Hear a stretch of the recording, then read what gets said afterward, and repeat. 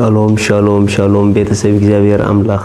ሰላምን ጸጋን ናይ ክርስቶስ ምስ ኩልኩም እዩ ከመይ ሓዲርኩም ኣነ ሓንኩም ሰላሕ ኣዲነ ሎም ድማ ነዚ መዓልቲ ዝኸውን ናይ መዓልቲ ቃል ናይ ሓይሊ ቃል ናይ ጸጋ ቃል ናይ ብርትዕ ቃል ናይ ህይወት ቃል ናይ ብርሃን ቃል ሒዝና መጺና ኣለና ማለት እዩ ካብ ንክርስቶስ ዝገልጽ ትውልዲ ዓለም ለኻዊ ቤተክርስትያን ዝፍኖ መደብና እዚ ኣብትናትና ቻነል ኣቲኹም እንተዳ ብፍላይ ሳብስክራይብ ትገብሩ ተዳኾንኩም ንጎ ከመጾኩም ይካሉን ንሶዶም ብዙሕ ነገራት አለው ቀረባ ጊዜ በቀሊሉ ክትረኽቦም ትኽእሉ ኢኹም ማለት እዩ ስለዚ ሁሉኩም ሳብስክራይብ ክትገብሩ ዕድመኩም ክብርን እግዚአብሔር አምላኽ ይኹን ሎማ አንቲ እንካፈሎ መደብ ቃል ብመን ከም ዝተመላእኸ ፍለጥ ብልዩ ሃሌሉያ ብመን ከም ዝተመላእኸ ፍለጥ ብመን ከም ዝተመላእኸ ፍለጥ ብኻል አዘራርባ እንታይ ዓይነት ምልአት ከም ዘለና ንፍለጥ ካብ ሓደ ትክክለኛ ናብራ ኣብ ህይወት ክንነብር ዝሕግዘና ካብ ትክክለኛ ፍልጠት ተዳንብከስ ኮይና ኢና እንታይ ዓይነት ምልአት አባና ከም ዘሎ ንፈልጥ እንድሕር ኮይና በትክክለኛ ነቲ ምልአት አባና ዘሎ ዝመጠን ናብራ ክንነብር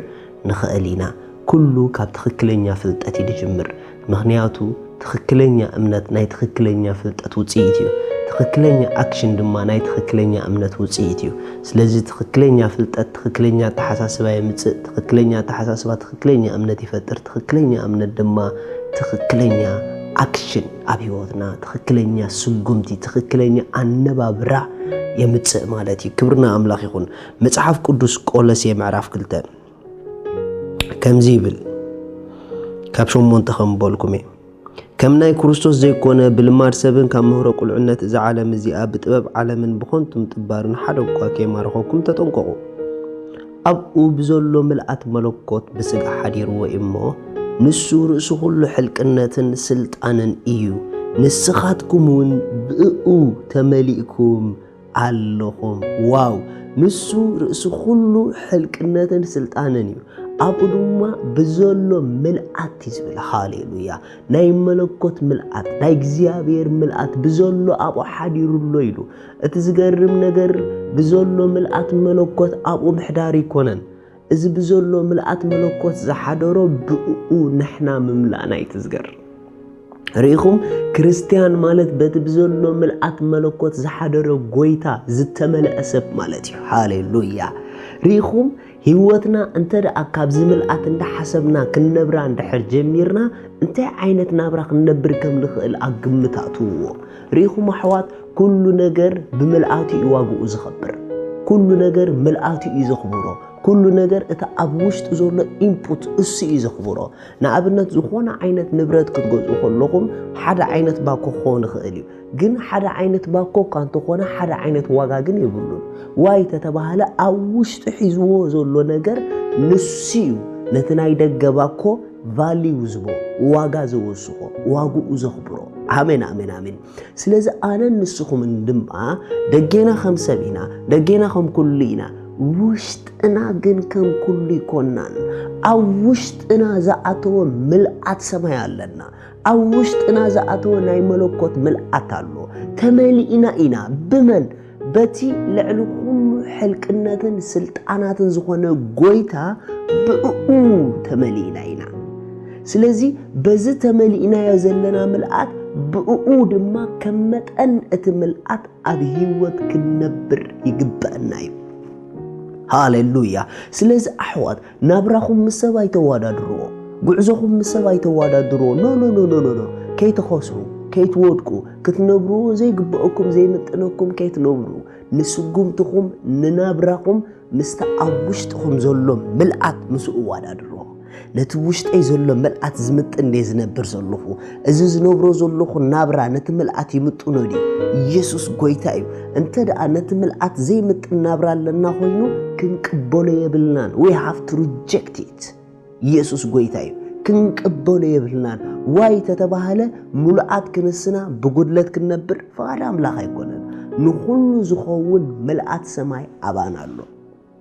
ኢየሱስ ጎይታ እዩ አሕዋት ረዩ ዝኾነ ዓይነት መድሃኒት ደሊኹም ክትኮዱ ከለኹም ንናይ ርእሲ መድሃኒት ዝሓዘ ቡርካ ኣሎ ካብኡ ድማ ናይ ርእሲ መድሃኒት ትወስዱ ንኻልእ ንሰዓል ድኸውን ዲ ነረስኒ ዝኾን ዲ ዋትኤቨር ንኹሉ ዝኸውን ነናቱ ዝሓዘ ናይ መድሃኒት ኣሎ ስፍራ ካብኡ ድማ አውጪኹም ትዘድልየኩም መድሃኒት ገዚኹም ትወስዱ ማለት እዩ ልክዕ ከምኡ ድማ አባይን አባኹምን አቲ ዘሎ መልአት ኣብ ህይወት ኣለው ንዝበሃሉ ጸላእዞም ጾኦም ጸገማት መልሱ ኩሉ ዝኾነ መልአት ውሽጥና ዘሎ ንረስኒ ዝኸውን ንሰዓል ዝኸውን ንሕማም ዝኸውን ንካንሰር ዝኸውን ንጭንቀት ዝኸውን ንፍርሒ ዝኸውን ጽሩዕ ድላይኩም ንገብርኒ ንድኽነት ዝኸውን ነዚ ኩሉ ዝኸውን መድሃኒት መልአት ኣብ ውሽጥ ከሎ ስለዚ ካባይን ካባኹምን እንታይ እዩ ዘድለ እንድሕሪልኩምኒ ማንም ዓይነት ጉዳይ ምዝ መልአት ዘይ ከይድ ክመጽእ ከሎ ካብዚ መልአት አውጪኻ መድሃኒት ምውሳድ ይዘድልየና ካብዚ መልአት አውጪኻ ምእዋጅ ይዘድልየና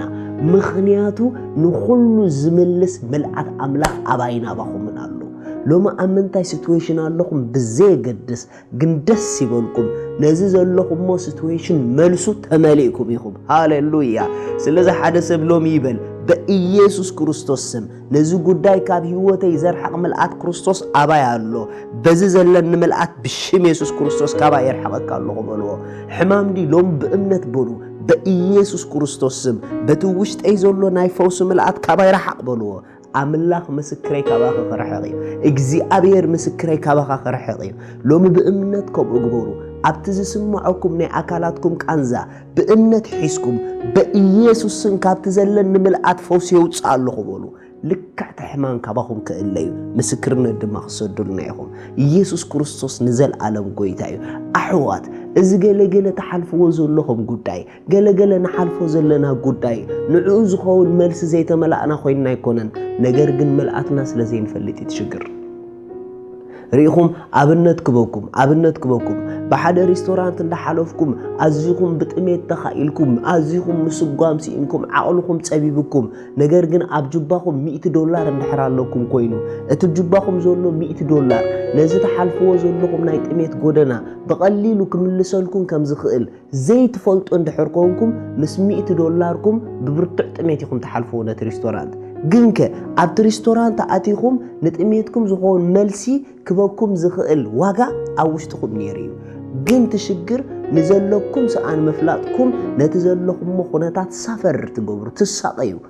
ኣሕዋት ብዙሓት ክርስቲያናት ቆሚና ንኾን ዘለና ኣብ ህይወት ንኹሉ ነገርና ጽጥከብል ዝኽእል ክምልስ ዝኽእል መልአት ኣብ ውሽጥና ኣሎ ነገር ግን እዚ መልአት እዚ ስለዚ ዝተውዓልናሉ ብብዙሕ ስቃይ ንሓልፍ ኣለና ካብሎም ስቅያት ከይተቀበልዎ ካብሎም ድኽነት ከይተቀበልዎ ካብሎም ፍርሕ ከይተቀበልዎ ካብሎም መከራ ከይተቀበልዎ እግዚአብሔር በመከራ ብዘይድሉ ጎደና ኣይፍትኖምን ንደቁ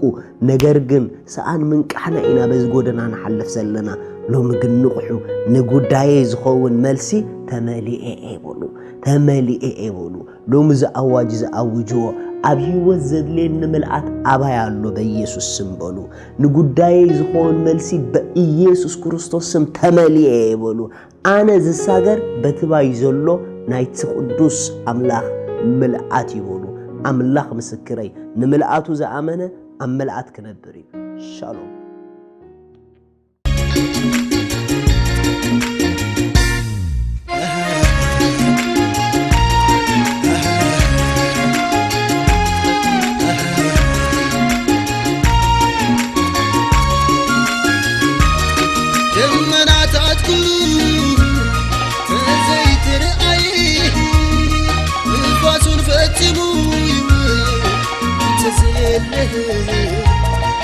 Let's go.